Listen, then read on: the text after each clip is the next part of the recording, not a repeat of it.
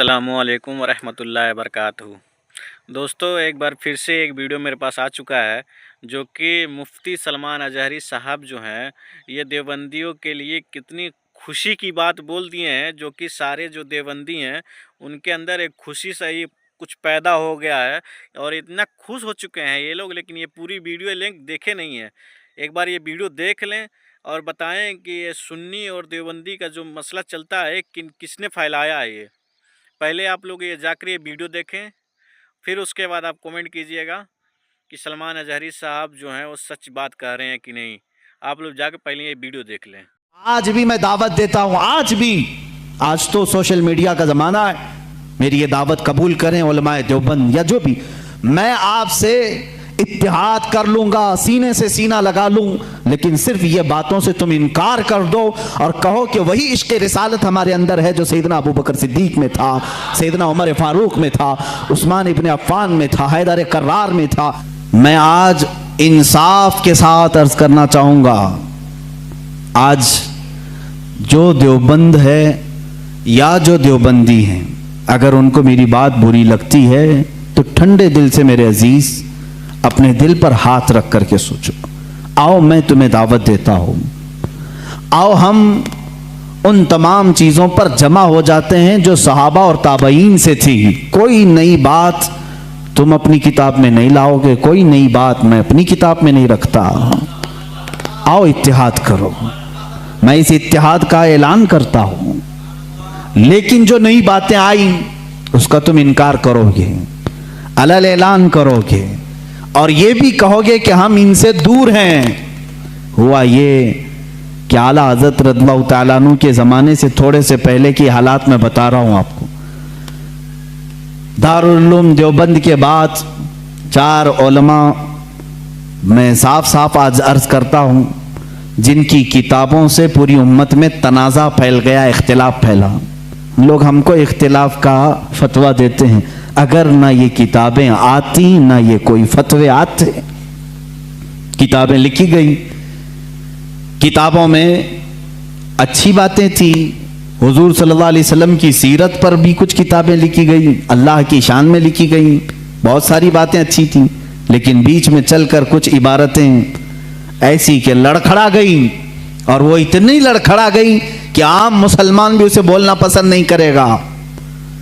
बराहीन Katya किताब का नाम बोल रहा हूँ, तक़वियतुल ईमान किताब का नाम है, तहज़ीरुन नास किताब का नाम है, हिफ्ज़ुल ईमान किताब का नाम है। ये वो किताबें जो आज छुपी नहीं है, मार्केट में छपी हैं, अभी भी मौजूद है, अभी भी मौजूद हैं। इन्हीं किताबों की इबारात की वजह से ही तो ये तनाज़ा फैला पूरे उम्मत में, इख्तिलाफात। अहले सुन्नत व जमात मुत्तहिदा मुत्तफ़क़ा एक ही जमात थी बर्रे सगीर में। इन किताबों के आने के बाद हुआ क्या, एक किताब में लिखा गया अल्लाह झूठ बोल सकता है, नई बात थी। इस बात पर आज तक उम्मत ने कभी किसी भी शेख, किसी भी बुजुर्ग सलफ़े सालीन से मुझे इबारत ला करके दिखाओ, इससे पहले कोई बात हुई थी। फिर एक किताब में अकीदा तौहीद को बयान करते हुए मौलवी इस्माइल देहलवी साहब ने यह तक लिख दिया, हुजूर सल्लल्लाहु तआला अलैहि वसल्लम का ख्याल नमाज में आना गधे और बैल के ख्याल से बदतर है। ये नई बात थी कि नहीं थी? और जाकर के क्रॉस वेरिफिकेशन कर लेना, अगर मैं झूठ बोलूं तो मेरा जुब्बा पकड़ लेना और जो सजा दे सकते हो दो। मैं ये लफ्ज़ी नहीं कर रहा हूं और ना फकाई कर रहा हूं, ये जुमले आज किताब में मौजूद हैं। तक़वियतुल ईमान में हिफ्ज़ुल ईमान किताब आई, उसमें मौलवी अशरफ अली साहब ने हुजूर सल्लल्लाहु तआला अलैहि वसल्लम के इल्म गैब पर बहस करते करते ये कह दिया, हुजूर के इल्म गैब की क्या तखसीस, क्या तकसीम यानी उनकी क्या खुसूसियत है। उतना इल्म गैब तो ज़ैद को, पागलों को, बच्चों को, बल्कि जानवरों को भी हासिल है। शैतान का इल्म गैब तो कुरान से साबित है, उन्होंने कहा शैतान का इल्म गैब कुरान से साबित है। हुजूर सल्लल्लाहु अलैहि वसल्लम के इल्म गैब की क्या खुसूसियत है, यानी बराबर हो गए। शैतान को जितना इल्म है उतना ही मोहम्मद सल्लल्लाहु अलैहि वसल्लम को है। मेरे अजीजों, क्या ये बातें दिल पर नहीं लगती मुसलमानों के? ये इबारतें आई, किताबों में लिखी गई, और बड़ा फितना यहाँ से भी हुआ मौलवी कासिम नानोतवी साहब की किताब से कि उन्होंने ये भी लिखा कि बिलफर्ज बाद ज़माने नबी के अगर कोई दूसरा नबी पैदा हो गया तो हुजूर के खातमुन नबीन होने में कोई फ़र्क नहीं आएगा। यानी कोई दूसरा नबी पैदा हो सकता है, अगर हो गया, अगर मगर की बात ही छोड़ो, जब हुजूर ने 1400 साल पहले कह दिया, फरमा दिया कि मेरे बाद कोई नबी नहीं हो सकता तो नहीं होगा। आप किताब में ये नई बात लिखने की क्यों जरूरत पेश की? आपको क्यों जरूरत पेश आई कि अगर अब के जमाने में भी कोई नबी आएगा तो हुजूर के खातमुन नबीयीन होने में कोई फर्क नहीं आएगा? तो आपकी इस बात से पता नहीं कितने मोहल्लों में कहां कहां कोई नबी होने का ऐलान कर देगा। अजीज़ान गिरामी वक़ार, ये किताबें पूरा का पूरा हिंदुस्तान एक खलबली मचा चुकी थी, कोहराम बपा था, तनाज़ात में घिर गए। कादियानी अपने नबी होने का ऐलान कर रहा है, इधर एक नेचरी फ़िरका है अलीगढ़ से जो कुरान के मौजज़ात का इनकार, हिस्सियात को सिर्फ मानने वाला, नेचर को सिर्फ मानने वाला और मुग़ीबात को नहीं तस्लीम करने वाला, और एक तरफ अज़मत रसालत सल्लल्लाहु तआला अलैहि वसल्लम पर, रसूल करीम सल्लल्लाहु तआला अलैहि वसल्लम के मुतालिक ये सारे जुमले आ रहे हैं। चलो 100 साल का अरसा गुजर गया, आज भी मैं दावत देता हूं, आज तो सोशल मीडिया का ज़माना है, मेरी ये दावत कबूल करें उलमाए देवबंद या जो भी, मैं आपसे इत्तिहाद कर लूंगा, सीने से सीना लगा लूं, लेकिन सिर्फ ये बातों से तुम इनकार कर दो और कहो कि वही इश्क़ रिसालत हमारे अंदर है जो सैयदना अबू बकर सिद्दीक में था, सैयदना उमर फारूक में था, उस्मान इब्न अफ़्फ़ान में था, हैदर कर्रार में था, रिदवानुल्लाहि ताला अलैहिम अजमाइन। जो मशाइख़ अहले सुन्नत ने हमें मोहब्बत रसूल और ताज़ीम रसूल सिखाया है उसी पर हमारा इत्तेफाक है। आओ, मैं सीने से सीना लगाने को तैयार हूँ। हम कौन सा इख्तिलाफ चाहते हैं आपसे? हम कौन सा इख्तिलाफ चाहते हैं? हमारा ये एक बात याद रख लें, अगर मैं आज नाम लेकर के किसी को कह रहा हूं तो सिर्फ इसलिए कि हमारा दीन ही ये कहता है जो उनसे ना आशना हो उससे हमारा कोई ताल्लुक भी नहीं। हमारे रिश्ते नाते अगर हैं तो सिर्फ अज़मत रिसालत से जुड़े हुए हैं। जो नबी का है वो हमारा है। इसीलिए सरकार मुर्शिदी पीरो मुर्शिद ताजो शरिया रहमतुल्लाह ताला अलैह ने फरमाया है, नबी से हो जो बेगाना उसे दिल से जुदा कर दे। नबी से हो जो बेगाना उसे दिल से जुदा कर दे। पिदर मादर बिरादर जानो माल उन पर फिदा कर दे। इसी वक्त ईमान को पहुंचोगे, उसी वक्त ईमान को पहुंचोगे। अब ये हालात मैं बता रहा हूं आपको, इंडिया के, हिंदुस्तान के, अखंड भारत के हालात।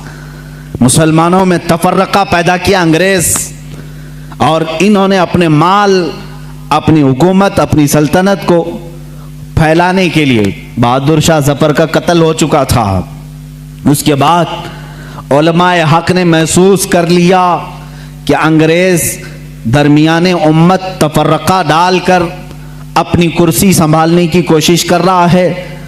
तो वो मर्द मुजाहिद अल्लामा फजल हक खैर आबादी रहमतुल्लाह ताला अलैह ने दिल्ली की जामा मस्जिद से फतवा सादिर फरमाया कि अंग्रेज़ हिंदुस्तान का दुश्मन है, इनसे क़िताल करना फ़र्ज़ है मुसलमानों को। इसी फतवे की बुनियाद पर ज़िंदगी भर की उम्र कैद की सज़ा में उनको अंडमान निकोबार भेजा गया। वहीं पर उनकी वफ़ात हुई। आज मज़ार भी उनका जज़ीरा अंडमान में है। मौलाना किफ़ायत अली काफ़ी रहमतुल्लाह ताला अलैह, जो 1857 की ये जो गदर है, इसके बाद के उलमाए अहले सुन्नत की बात मैं कर रहा हूँ, इन्होंने महसूस कर लिया उसी ज़माने में कि अंग्रेज़ ने फ़िरका पैदा कर दिया है। कुछ उलमा उसकी बोली बोल रहे हैं। जाहिर सी बात है, यहाँ कुछ उलमा जो मदरसा बना रहे थे उनको माहाना मुशाहरा मिल रहा है अंग्रेज़ हुकूमत से। अलीगढ़ को पाउंड आ रहे हैं इंग्लैंड से, और दीगर उलमा को पाउंड आ रहे हैं। और यहाँ जो उलमा उनकी इन खुराफात को बयान कर रहे हैं, उनको फांसी पर चढ़ाया जा रहा है। मौलाना किफ़ायत अली काफ़ी रहमतुल्लाह ताला अलैह, जिनके आला हज़रत भी बड़ी इज्जत फरमाया करते थे, वही किफ़ायत अली काफ़ी जिन्होंने अपनी एक नात में कहा था, कोई गुल बाकी रहेगा न चमन रह जाएगा, पर रसूलुल्लाह का दीन हसन रह जाएगा। अतलसो कम ख्वाब के पोशाक पे नाजा न हो, इस तने बेजां पे खाकी कफन रह जाएगा। ये जो नात उन्होंने लिखी थी उस वक्त जब आपको फांसी के फंदे पर चढ़ाया जा रहा था। ये मौलाना किफ़ायत अली काफ़ी, फिर मौलाना इनायत अहमद काकोरवी रहमतुल्लाह ताला अलैह, जिनको जेल की सलाखों के पीछे अंग्रेज़ों ने बंद किया, उस एक आलिम रब्बानी ने पत्थर की ठीकरी से दीवारों पर पूरी इल्मुस्सिगा किताब लिख दी थी, जो आज भी आलिम कोर्स की किताब में पढ़ाई जाती हैं। अजीज़ान गिरामी वक़ार, अगर अंग्रेज़ को उलमा से मोहब्बत थी और वो मदरसे की संगे बुनियाद में आ रहे थे, तो इन उलमा के साथ वो काला पानी की सज़ाएं और मौत और फांसी की सज़ाएं क्यों दे रहे थे? आप समझा करें, कुछ उलमा को वो शहीद कर रहे थे और कुछ उलमा को वो पैसों से पाल रहे थे। ये हालात बड़े दिगरगूं थे, उम्मत में तफर्रक़ा इख्तिलाफात आ चुके थे। अब ये वो ज़माना था, नेचरियत अपने पाँव फैला रही है, कादियानियत अपने पाँव फैला रही है, दहरियत अपने पांव फैला रही है, और एक तरफ गैर मुक़ल्लिदियत भी अपने पांव फैला रही है। हिंदुस्तान की सरजमीन जो अहले सुन्नत व जमात का कहवारा थी, औलिया का मरकज़ थी, ये ख्वाजा हिंद का हिंदुस्तान था, ये महबूब इलाही की विरासत की ज़मीन थी। यहाँ साबिर कलियरी के मुजाहिदात थे, यहाँ बाबा फरीद के नगमे थे, यहाँ पर औलिया कामिलीन का गुलशन था, ये तमाम सूफिया कामिलीन के परवरदा मुरीदीन का एक अजीम गुलिस्तां था। इस गुलिस्तां को कई अंग्रेजों ने अपने पांव से कुचलना शुरू किया, इसमें खिजा आने लग गया। इस हसीन गुलदस्ते में, हिंदुस्तान के गुलदस्ते में फूल मुरझाने लगे। नेचरियत का गलबा आया है, वहाबियत का गलबा आया है, कादियानियत का फितना सर उभार रहा है, इल्हाद और बेदीनी का फितना सर उभार रहा है। अब हिंदुस्तान की सरजमीन पर एक ऐसे मर्द कलंदर की जरूरत थी जो मूसा का जलाल लेकर फिरौन के मुकाबिल में आए, जो इब्राहीम की सबात कदमी लेकर के नमरूद के सामने आए। अब एक ऐसे मर्द कलंदर की जरूरत थी जो सिद्दीक की सदाकत अपने सीने में रखता हो, फारूक आजम की अदालत अपने सीने में रखता हो, उस्मान इब्ने अफ़्फ़ान के हिल्म व बुर्दबारी अपने सीने में रखता हो। हिंदुस्तान को अब ऐसे मर्द कलंदर की जरूरत थी जो हैदर कर्रार की शुजाअत भी रखता हो, गौसे आजम का नायब हो, ख्वाजा हिंद का वारिस हो।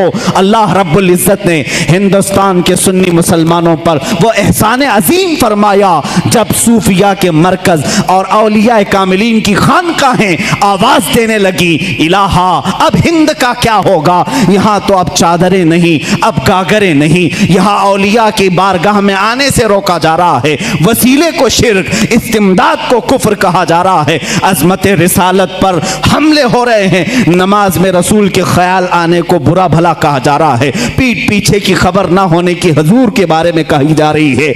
इलाहा अब कौन इस दीन का वारिस होगा, जानशीन होगा, मुहाफिज होगा, निगहबान होगा?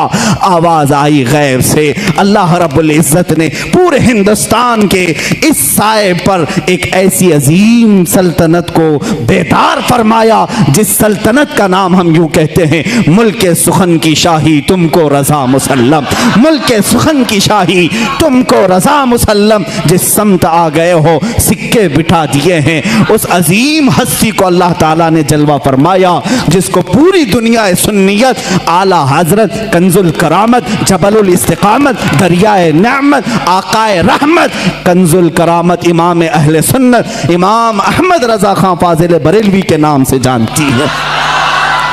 इसीलिए मैंने कहा अहमद रजा का ताज़ा गुलिस्तां है आज भी, खुर्शीद इल्म उनका दरख्शां है आज भी, सब उनसे जलने वालों के गुल हो गए चिराग, अहमद रजा की शम्मा फरोज़ा है आज भी। अजीज़ान गिरामी, उस इमाम अहले सुन्नत फाजिल बरेलवी की जिस घर में विलादत बासआदत हुई वो आम घराना नहीं था, इल्मी घराना था, बुजुर्गों का घराना था, तकवा और परहेजगारी के शिआर रखने वालों का घराना।